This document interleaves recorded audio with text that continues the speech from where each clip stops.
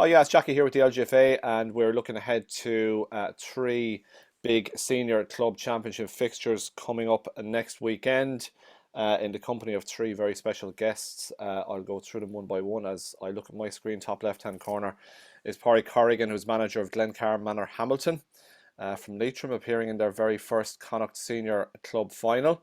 Bottom left is Brendan Quinn from Dunboyne, and Dunboyne are looking forward to a very first Leinster senior club final appearance. And bottom right hand side of my screen is Bríd O'Sullivan from Mourneabbey in Cork, who are of course the current All-Ireland club champions. And Bríd, good place to start. You're aiming for, I think it's 7 Munsters in a row this year, but you've got a stiff obstacle to get over before you can even think about a final. Ballymacarbry are a team you know plenty about, Bríd.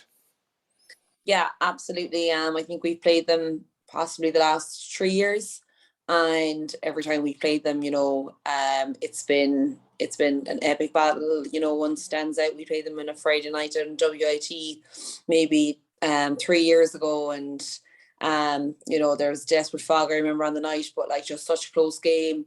They have some excellent players who, we have experience of playing with club over the last 2 years. Loads of the girls have experience playing against them with Waterford seniors. I think they have a good number of inter-county players as well. So, we know what they're bringing to the table. They know us very well as well. So it all makes for an interesting match on Sunday, hopefully. It should be a good game, all right. So you played them in 2015, 17, 18 and 19 provincial finals, so it's quite a recent record. All right, Bríd, what's the kind of dynamic then, maybe meeting a team that you're so familiar with, not in a final but in a semi-final?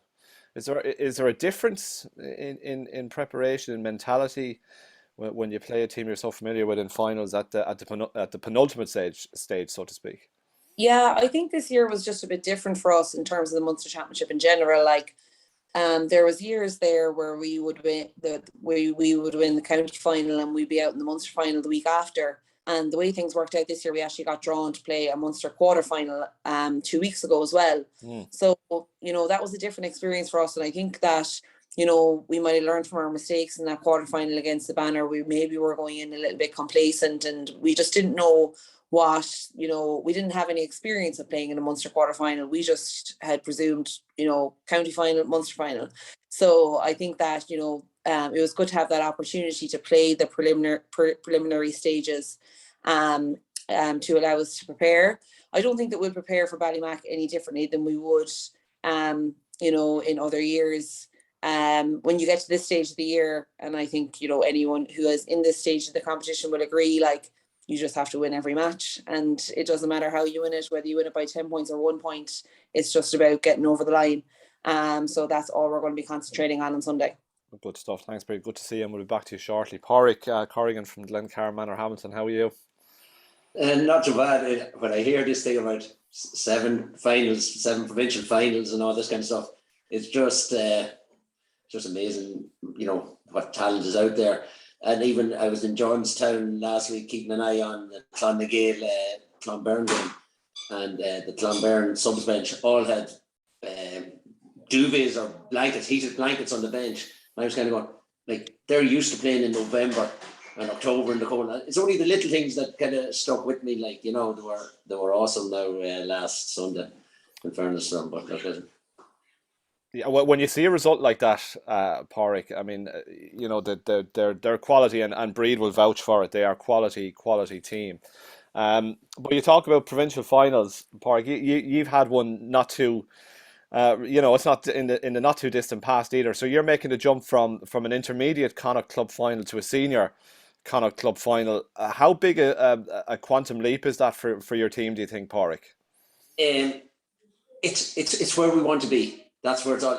We have talented footballers, and we feel they should be at this level all the time, and coming out every year or a few times every odd year, whatever. We won our first title last year.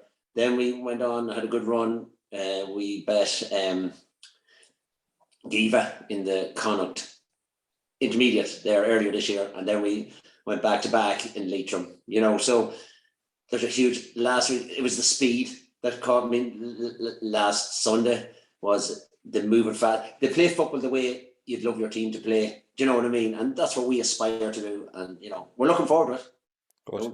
Don't think otherwise, like, you know. But I feel the group of girls that we should be playing at this level anyway, and we're going to be tested. There's no point if you don't want to be tested, we may as well stop in Leitrim, you know, when you win your championship. If you don't want to be hitting the Clonbernes, and like when we started, or the girls would tell you, Naties were a power, you know, they were a team you looked up to. Then a few weeks ago we bet them. So it's all stepping stones, you know, even within our own county. St. Joe's were the dominant force. You know, we looked up to them, then we bet them, then we bet them again, then we bet them at home. Stepping stones. But, you know, hopefully now we can put in a performance, and as I said, we're looking forward to it. Wish you well, Pádraig. Brendan, can you relate to Pádraig there and the journey and the step by step and the brick by brick? It's kind of mirrors, I guess, in certain ways where Dunboyne have come from and where they are now too. Yeah, so we won intermediate. The club, before I was involved, won junior in 15, went on to win the All-Ireland, and then in 17 we went on to win the All-Ireland. So that's the appetite that's set, is those journeys. So when you go outside your county, it's great fun. And it really is different. You're playing different clubs, you know, you're travelling. It's just a different experience than club players have been used to in the past. But I could relate to Bríd saying, at this time of year, you just want to win by a point. Because last week, after I think good 95 minutes of football, that's what we won by, as a point, and it was just enough to get over the line. Yeah, it was and I can't let the opportunity pass without asking you about that game. It was an epic encounter against Tinnahealy. Brendan, opponents you're pretty familiar with as well. Talk to me about the latter stages of normal time and then into extra time and Emma's goal at the end to win it. Such a roller coaster ride for your guys.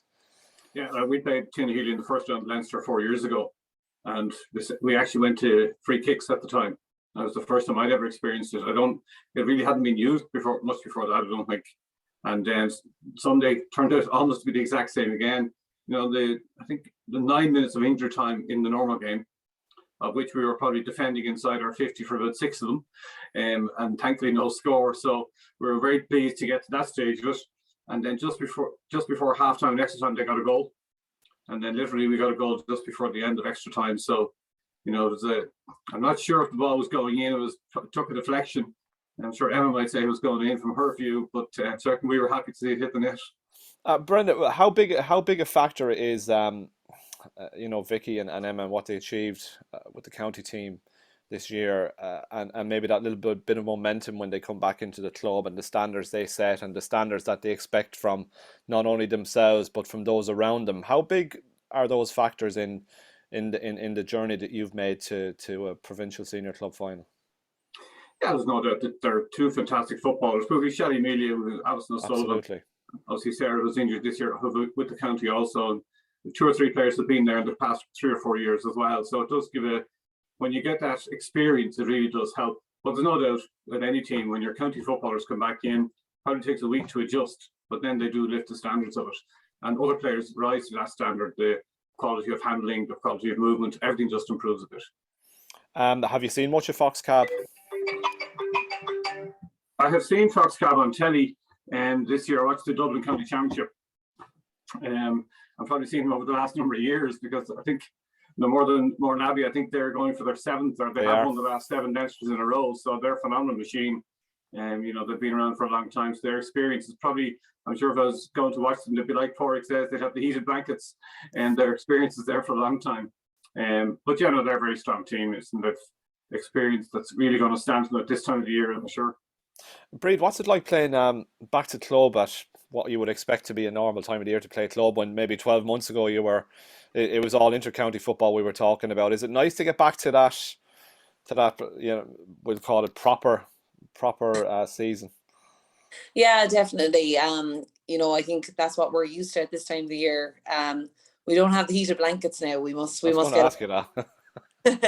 But yeah, no, it is, you know, at this stage it is a very familiar feeling, and for club players, you know, to be fair, you know, inter-county championship was played off last year, probably at the expense of club championship, and for those club players, you know, it has been a long 18 months.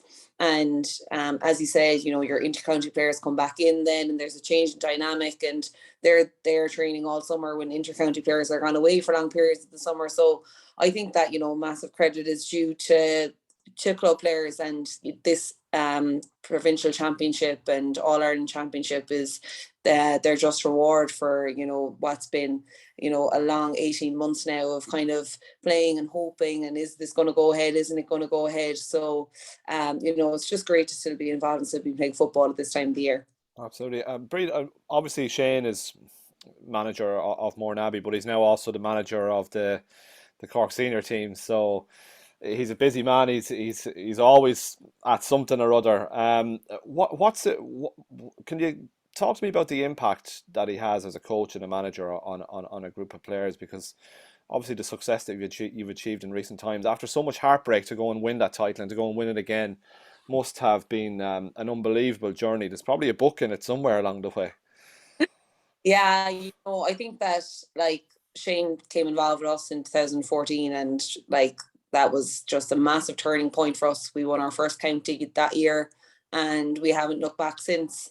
And you know, even besides us, Shane is an unbelievably successful manager. You know, he's had great success with Tip as well, and you know, hopefully he'll have the same going forward with Cork.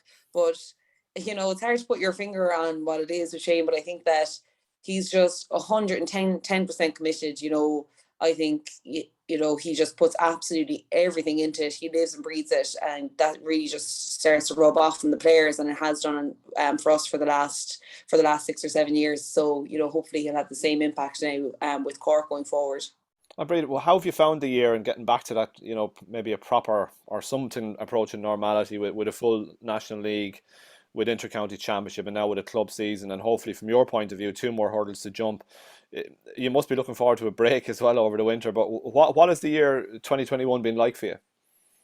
Yeah, you know, I suppose it's been a bit of a mixed bag. You know, the end of 2020, you know, we lost our first county title in the last 6 or 7 years at the end of 2020, and then losing the All-Ireland with Cork. So starting in 2021, you know, you're excited about it, which it was kind of an opportunity to turn things around. We didn't have that opportunity with Cork, but we did have that opportunity with clubs. So that was a nice ending to the year. But, you know, we're hoping that we're not finished yet, and we're just going to keep going for as long as we can now. Yeah, I wish you well, Bríd. Thanks a million. Pádraig, back to your good self.